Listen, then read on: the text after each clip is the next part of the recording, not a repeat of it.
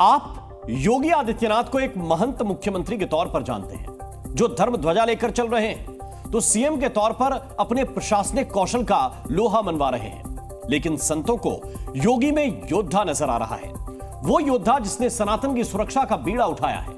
आखिर महाकुंभ में कैसे हुआ योगी का नया नामकरण, देखिए इस रिपोर्ट में।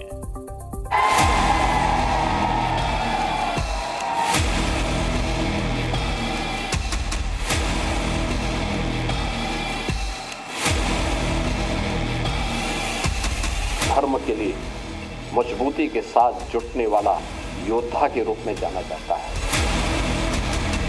यूपी के मुख्यमंत्री जब योगी जी हुए तो हिंदुओं का स्वाभिमान जागा।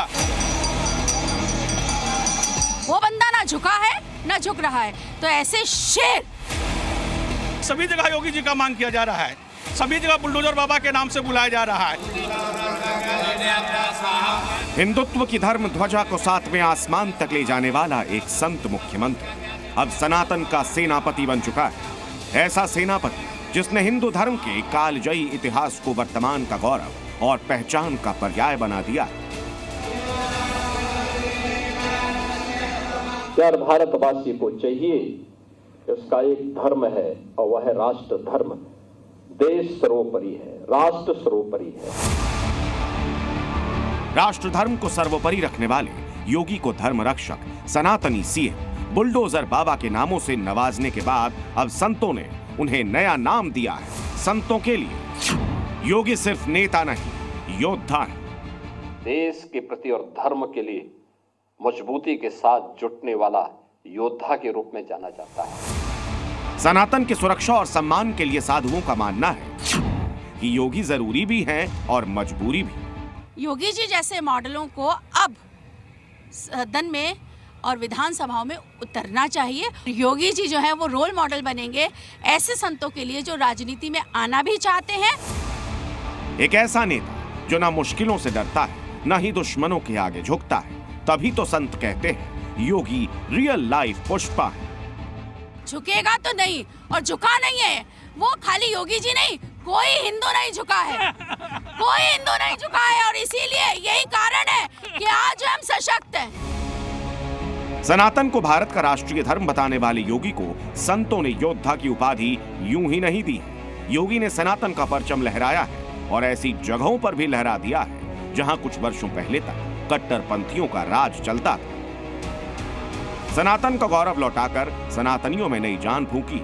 उनके सीएम रहते अयोध्या में भव्य राम मंदिर बना, काशी विश्वनाथ कॉरिडोर ने बनारस की तस्वीर बदल दी, भगवान कल्की की नगरी संभल में सनातन का सूर्योदय हुआ है और प्रयागराज में महाकुंभ को दिव्य और भव्य बनाया है। योगी आदित्यनाथ ने मथुरा के कायाकल्प का भी संकल्प लिया और इन्हीं वजहों से महाकुंभ में आए साधु संत योगी का गुणगान कर रहे हैं। बाबा आने से उत्तर प्रदेश उत्तम प्रदेश हो गया, जिसकी व्यवस्था खराब थी। सनातनी आस्था के महापर्व को योगी ने भव्य बनाकर संतों का दिल जीत लिया है।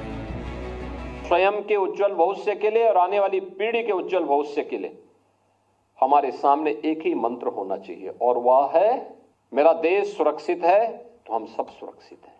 एक धर्म और वह है राष्ट्र धर्म। राष्ट्र धर्म सर्वोपरि है। उस मामले में किसी प्रकार का कोई समझौता नहीं। वैसे तो योगी जैसा कोई नहीं, न भूतो न भविष्य, मगर भगवाधारी योगी ने जो काम किए हैं धर्म के लिए, देश के लिए, प्रदेश के लिए, उन्हीं कामों ने उन्हें सबका फेवरेट बना दिया है। क्योंकि अपराध के खिलाफ बाबा जीरो टॉलरेंस की नीति रखते हैं।